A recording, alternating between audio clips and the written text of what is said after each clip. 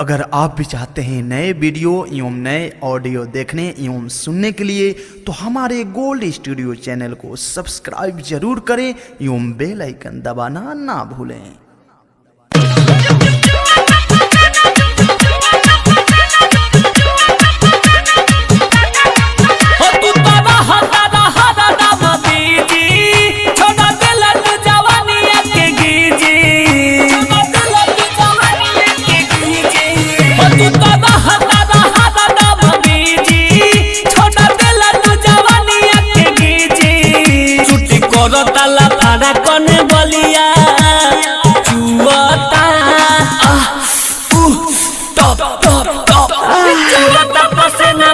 राजा उठा लिया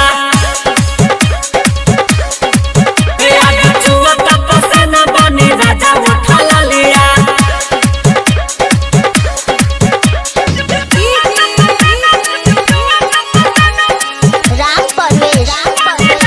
RDS recording studio सरसुआ बाजार।